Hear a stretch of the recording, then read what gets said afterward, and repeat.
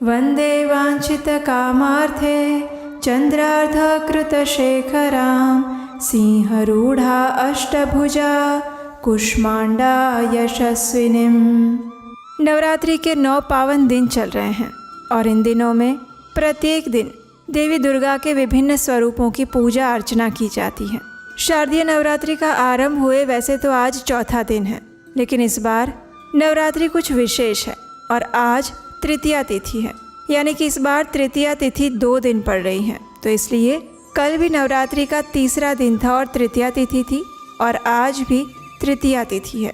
लेकिन फिर भी आज हम नवरात्रि के चौथे दिन पर सुनी जाने वाली माँ कुष्मांडा की सुंदर पौराणिक कथा का श्रवण करेंगे। लेकिन माता कुष्मांडा की कथा को सुनने से पहले हम आपके लिए लेकर आए हैं देवी भगवती की एक और सुंदर लीला, एक ऐसी कथा जिसका वर्णन हमें देवी भागवत पुराण में प्राप्त होता है और जो शायद आपने पहले नहीं सुनी होगी।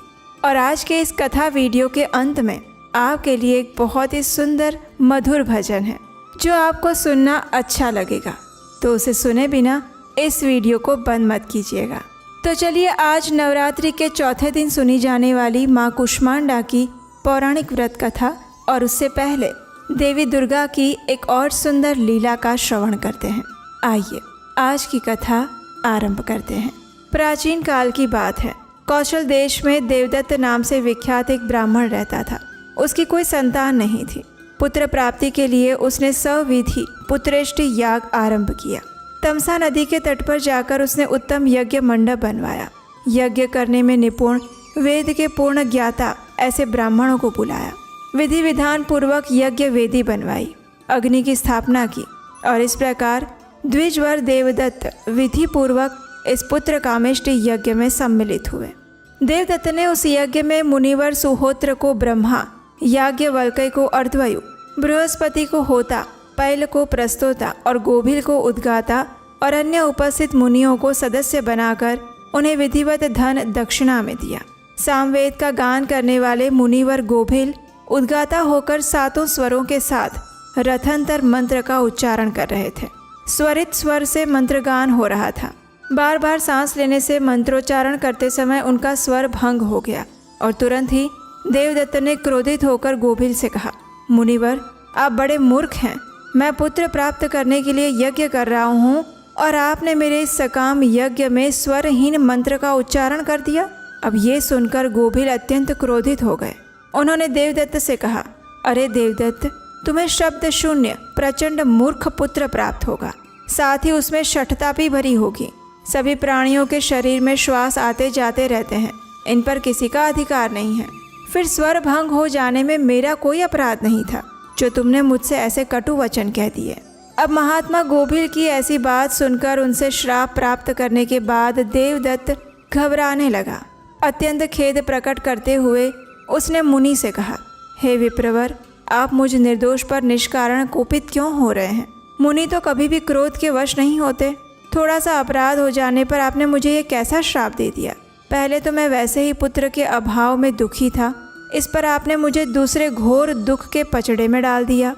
क्योंकि वेद के पारगामी विद्वान कहते हैं कि मूर्ख पुत्र की अपेक्षा तो पुत्रहीन रहना ही उत्तम होता है। फिर भी मूर्ख ब्राह्मण तो सबकी दृष्टि में हेय समझा जाता है। वो संपूर्ण कार्यों में निंदनीय माना जाता है। देश में रहने वाले वेद शून्य मूर्ख ब्राह्मण को कर देना पड़ता है। राजा उसे शूद्र के समान समझते हैं। इस प्रकार कहकर देवदत्त गोभिल जी के पैरों पर गिर गया। करुणापूर्वक स्तुति करने लगा। उसकी आंखों से अश्रु बहने लगे और तब गोभिल जी ने उस दीन हृदय देवदत्त की ओर दृष्टि डाली। महात्माओं का क्रोध क्षण में ही शांत हो जाता है। गोभिल जी का हृदय भी दया से भर आया। उन्होंने अत्यंत दुखी देवदत्त से कहा, हे देवदत्त, तुम्हारा पुत्र मूर्ख होकर फिर विद्वान हो जाएगा, ये निश्चित बात है। इतना वर दे देने पर द्विजवर देवदत्त का मन प्रसन्नता से खिल गया। यज्ञ की पूर्णाहुति की गई। सभी उपस्थित ब्राह्मण विधि पूर्वक विदा किए गए। कुछ समय व्यतीत हुआ और देवदत्त की पतिव्रता स्त्री ने गर्भ धारण किया। उस ब्राह्मण पत्नी का नाम रोहिणी था। वो रोहिणी के समान ही शुभ लक्षणा थी। देवदत्त ने विधि के साथ गर्भाधान और पुंसवन आदि संस्कार संपन्न किए। उसके बाद सीमंतोनयन संस्कार करवाया। अपना मनोरथ सफल जानकर अत्यंत प्रसन्न मन से वो बहुत सारा धन दान में दे रहा था। शुभ ग्रह का दिन आया। नक्षत्र रोहिणी था। और उसी शुभ मुहूर्त में उस रोहिणी नामक भार्या ने अपने पुत्र को जन्म दिया। दिन में शुभ लग्न में जन्म हुआ और उसी समय ब्राह्मण ने बालक का जात कर्म संस्कार किया। समय अनुसार पुत्र को देखकर उसका नामकरण किया गया। देवदत्त को पहले की बातें याद थी। उन्होंने अपने उस पुत्र का नाम उतथ्य रखा। 8वें वर्ष में शुभ योग और शुभ दिन पाकर उन ब्राह्मण देवता ने पुत्र का यज्ञोपवीत संस्कार करवाया। वेद अध्ययन की विधि उपस्थित होने पर गुरुदेव उतथ्य को पढ़ाने लगे, लेकिन उतथ्य ने एक भी शब्द का उच्चारण नहीं किया। वो मूर्ख की भांति चुपचाप बैठा रहा। फिर पिता ने उसे बहुत तरीके से पढ़ाया, लेकिन उस मूर्ख की बुद्धि ठीक रास्ते पर नहीं आई। उसने पढ़ना लिखना छोड़ दिया था। अब ये सब देखकर उसके पिता देवदत्त चिंता के समुद्र में डूबने लगे। 12 वर्षों तक उतथ्य पढ़ने का अभ्यास करता रहा, फिर भी संध्या वंदन करने की विधि भी उसे मालूम नहीं हो सकी। सब लोग उतथ्य की निंदा करने लगे और उस ब्राह्मण के मन में इस कारण से अब वैराग्य आने लगा। वो वन में जाने लगा और उसके पिता ने कहा, यदि ये अंधा या पंगु रहता तो भी ठीक था, लेकिन मूर्ख पुत्र तो बिल्कुल व्यर्थ है। माता पिता की इन बातों से उबकर उतथ्य वन में चला गया। गंगा के तट पर एक पवित्र स्थान में रहने लगा। वहीं पर सुंदर कुटी बनाकर वो जंगल के फल और मूल खाकर जीवन व्यतीत करने लगा। वहाँ मन और इंद्रियों पर संयम रखते हुए वो रहने लगा। उत्तम नियम ये बना लिया कि अब मैं कभी भी झूठ नहीं बोलूँगा। इस प्रकार सुरम्य आश्रम पर ब्रह्मचर्य पूर्वक उसका समय व्यतीत होने लगा। उसे किसी भी प्रकार की शास्त्रोक्त विधि ज्ञात नहीं थी। बस वो प्रातः काल में उठता, दतुअन करके बिना कुछ मंत्र बोले ही शूद्र की भांति गंगा में स्नान करता। मध्याह्न काल में जंगल से फल ले आता और इच्छा अनुसार उदर की पूर्ति कर लेता। कौन फल खाने के योग्य हैं और कौन नहीं, इसका भी उसे कुछ पता नहीं था। वो सत्य बोलता था। उसके मुख से कभी भी मिथ्या शब्द नहीं निकलता। इससे वहाँ की जनता ने उस ब्राह्मण का नाम सत्यव्रत रख लिया। वो ना कभी किसी का अहित करता, ना अनुचित कर्म में लगा रहता। सुख से अपनी कुटिया में ही सो जाता था। भय उसके पास भी फटकने नहीं पाते थे। हाँ, उसके मन में ये चिंता बनी रहती थी कि कब मैं इस शरीर का त्याग कर दूंगा। मैं जंगल में कष्ट से जीवन व्यतीत कर रहा हूँ। मूर्ख जीवन को धिक्कार है। मर जाना निश्चित है तो फिर देर क्यों? दैव ने ही मुझे मूर्ख बना दिया है, इसमें दूसरा कोई कारण नहीं है। मैंने पूर्व जन्म में पुस्तक लिखकर ना तो श्रेष्ठ ब्राह्मण को दान दी और ना किसी को उत्तम विद्या पढ़ाई, और उसी कर्म के प्रभाव से मुझ अधम ब्राह्मण को ये फल भुगतना पड़ रहा है। इस प्रकार उतथ्य के मन में रात दिन चिंता की तरंगें उठती रहती थी।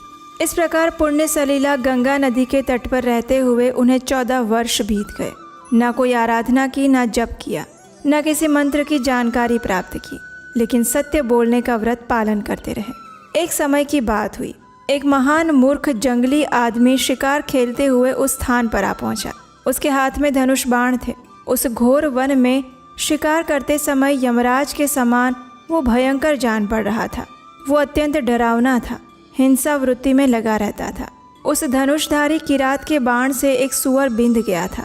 अत्यंत भयभीत होकर भागता हुआ वो सूअर बड़ी शीघ्रता से उतथ्य मुनि के पास आ पहुंचा। जब आश्रम में आया तब उस सूअर का शरीर थरथर कांप रहा था। उसकी देह रुधिर से लथपथ हो गई थी। वो दया का पात्र बन चुका था। उसे इस प्रकार देखकर उतथ्य मुनि कांप उठे। फिर तो उनके मुख से सारस्वत बीज ए का उच्चारण हुआ। पहले इस मंत्र को न कभी जाना था और न सुना था। किसी अदृष्ट की प्रेरणा से उनके मुख में आ गया। उन्हें सारस्वत बीज मंत्र का नहीं पता था, लेकिन शोक में पड़ जाने पर उनके मुख से ये उच्चारण हो गया। इधर वो सूअर आश्रम में जाकर एक सघन झाड़ी में छिप गया। वहाँ किसी के पहुँचने का मार्ग नहीं था। अब उसे मन में शांति मिली, लेकिन बाण से बिंधा होने के कारण उसका शरीर कांप रहा था। उतने में वो व्याध उस ऋषि के सामने आ गया। उसने देखा कि अद्वितीय सत्यवादी नाम से विख्यात उतथ्य मुनि कुश के आसन पर बैठे हैं। उसने मुनि को प्रणाम किया और पूछा, हे द्विजवर, सूअर कहाँ गया? मैं जानता हूँ आप प्रसिद्ध सत्यव्रती हैं, इसलिए मैं आपसे पूछ रहा हूँ कि मेरे बाण से बिंधा हुआ वो सूअर कहाँ है? मेरा सारा परिवार भूख से छटपटा रहा है। मैं उस परिवार की क्षुधा शांत करने की इच्छा से आया हूँ। मेरा दूसरा कोई रोजगार नहीं है। अच्छे हो या बुरे, किसी भी उपाय से अपने परिवार का भरण पोषण करना ही मेरा कर्तव्य है। आप मुझे सच सच बताइए, वो सूअर कहाँ गया? इस प्रकार व्याध के पूछने पर महाभाग उतथ्य मुनि के मन में अनेक प्रकार के विचार उठने लगे। उन्होंने सोचा, नहीं देखा है ऐसा कहूँगा। इसके स्थान पर ऐसा कौन सा उपाय है कि जिससे मेरा सत्यव्रत नष्ट ना हो, परंतु सत्य हो अथवा असत्य। मैं भला ये कैसे कह दूं कि बाण से बींधे हुए शरीर वाला सुअर इधर गया है, क्योंकि एक क्षुधातुर व्याध तो पूछ ही रहा है और उसे देखकर वो उसे मार ही डालेगा। वो सत्य सत्य नहीं है जिसमें हिंसा भरी हो। अगर दया युक्त हो तो अनृत भी सत्य कहा जाता है। जिससे मनुष्यों का हित होता है वही सत्य है। मैं ऐसा क्या उत्तर दूं जिससे मेरी वाणी भी झूठ ना हो। इस प्रकार धर्म संकट में पड़कर उतथ्य सोचने लगा, लेकिन किसी निर्णय पर नहीं पहुंच सका। जब उतथ्य ने बाण से छिदे हुए दयापात्र सुअर को देखा था, उस समय उनके मुंह से अनायास ही एक शब्द निकल पड़ा था। ऐ भगवती का वाग्बीज मंत्र है। अतः उसे सुनकर भगवती देवी प्रसन्न हो गई। उन्होंने उतथ्य को अलभ्य विद्या प्रदान कर दी। भगवती के वाग्बीज मंत्र का उच्चारण हो जाने से मुनि को संपूर्ण विद्याएं आत्मसात हो गई। प्राचीन समय में जैसे वाल्मीकि ऋषि हो चुके हैं, वैसे ही उतथ्य मुनि एक महान कवि बन गए। सत्य बोलने की अभिलाषा रखने वाले धर्मात्मा उतथ्य दयाशील तो थे ही। अब उन्होंने धनुष बाण लेकर सामने खड़े हुए उस व्याध से कहा, हे व्याध, देखने वाली जो आँख है वो बोलती नहीं, और जो वाणी बोलती है उसने देखा नहीं। फिर तुम अपना कार्य साधने की धुन में लगे हुए क्यों बार बार पूछ रहे हो। मुनिवर उतथ्य के ऐसा कहने पर वह पशुघाती व्याध चला गया, और अब वही उतथ्य एक दूसरे वाल्मीकि की भांति प्रकांड विद्वान हो गए। सारे भूमंडल में सत्यव्रत नाम से उनकी प्रसिद्धि हो गई। उसके बाद उन्होंने सारस्वत बीज मंत्र ऐ का विधिवत जाप किया, और फिर उनकी ख्याति चारों ओर फैल गई। इस कथा को मुनिगण बहुत विस्तार से कहते हैं, और ये समाचार सुनकर जिन पिता ने उतथ्य को त्याग दिया था, वे स्वयं आश्रम पर आए और बड़े आदर के साथ मुनि उतथ्य को अपने घर पर लौट कर ले गए। इसलिए हे राजन, उन आदिशक्ति भगवती जगदम्बिका की भक्ति पूर्वक सदा उपासना करनी चाहिए। वे पराशक्ति ही सारे जगत के कारण हैं। इसलिए सभी को वेदों में कथित विधि के अनुसार उन भगवती देवी का यज्ञ आरंभ करना चाहिए। निश्चय ही वे संपूर्ण मनोरथों को पूर्ण करती हैं। भक्ति पूर्वक उनका स्मरण, पूजन, ध्यान, नाम उच्चारण और स्तवन किया जाए तो देवी भगवती अभिलक्षित प्रयोजनों को सिद्ध कर देती हैं, और इसीलिए सभी लोग उन्हें कामदा भी कहते हैं। तो ये थी देवी भगवती की एक सुंदर पौराणिक कथा देवी भागवतम से। चलिए अब हम माता कुष्मांडा की कथा का श्रवण करते हैं। नवरात्रि के चौथे दिन माँ कुष्मांडा की पूजा आराधना की जाती है। कई बार लोग जब पहली बार कुष्मांडा नाम सुनते हैं तो थोड़े आश्चर्यचकित हो जाते हैं कि आखिर इसका अर्थ क्या है। कुष्मांडा शब्द संस्कृत के 3 शब्दों से बना है।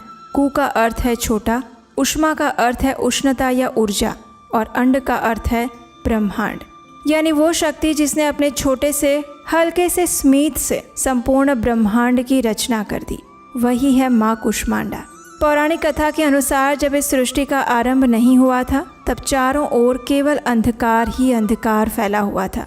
न आकाश था, न पवन, न जल, न धरती, न सूर्य और न ही चंद्रमा। सब कुछ शून्य और निर्जीव था। ऐसे में जब कोई कल्पना भी नहीं कर सकता था कि जीवन कैसे उत्पन्न होगा, उस समय एक अद्वितीय दिव्य ऊर्जा का प्रादुर्भाव हुआ, और ये ऊर्जा और कोई नहीं अपितु स्वयं आदिशक्ति माँ दुर्गा का स्वरूप कुष्मांडा थी। कहते हैं कि देवी ने बस एक हल्की सी मुस्कान के साथ उसी क्षण संपूर्ण ब्रह्मांड की रचना की और संपूर्ण अंधकार को नष्ट कर दिया। उस मंद स्मित से अनगिनत सूर्य उत्पन्न हुए और प्रकाश ने पूरे ब्रह्मांड को आलोकित कर दिया, और यही कारण है कि उन्हें सृष्टि की प्रथम सर्जक कहा जाता है। उनका स्वरूप अत्यंत तेजस्वी और अद्भुत है। वे सिंह पर सवारी करती हैं। उनकी 8 भुजाएं हैं, और प्रत्येक भुजा में वे अलग अलग आयुध और दिव्य वस्तुएं धारण करती हैं। उनके एक हाथ में कमंडलू है तो एक में धनुष बाण, एक में अमृत से भरा कलश है तो एक में सुदर्शन चक्र, एक हाथ में गदा सुशोभित है तो दूसरे में कमल, एक में जपमाला है तो दूसरे में वर मुद्रा। उनके हाथ में जो कलश होता है उसमें अमृत, रुधिर और मधु जैसी विशेष शक्तियाँ होती हैं, और इसलिए उन्हें अष्टभुजा देवी के नाम से भी जाना जाता है। सूर्यदेव की ऊर्जा स्वयं माँ कुष्मांडा से मिलती है, और उनका निवास स्थान सूर्य लोक बताया गया है। तो ये थी माँ कुष्मांडा की संपूर्ण पौराणिक कथा। आइए अब इस शारदीय नवरात्रि के उपलक्ष्य में हम एक सुंदर भजन का श्रवण करते हैं।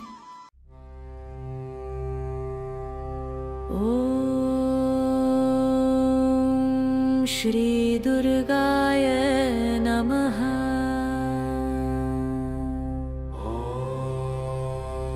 शतनाम प्रवक्ष्यामि शृणुष्व कमलानने। यस्य प्रसादमात्रेण दुर्गा प्रीता भवेत् सती।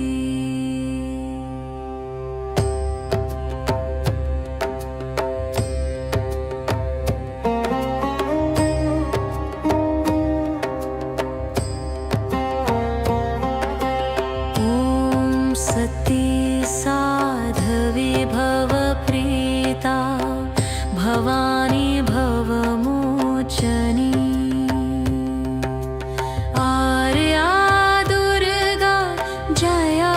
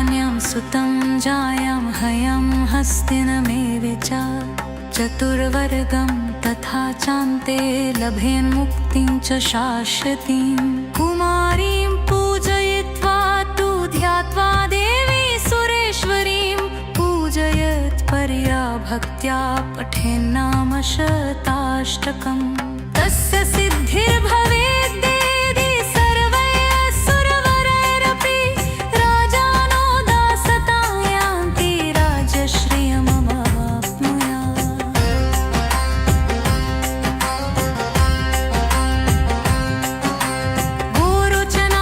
गोरोचनालक्तककुङ्कुमेन सिन्दूरकर्पूरमधुत्रयेण विलिख्य तन्विधिना विधिज्यो भवेत् सदा धारयते पुरारी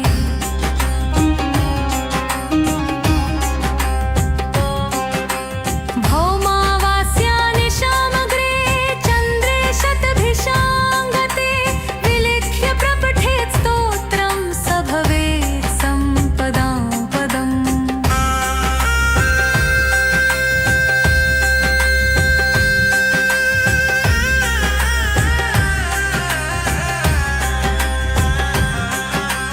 इति श्रीविश्वसारतन्त्रे दुर्गाष्टोत्तरशतनाम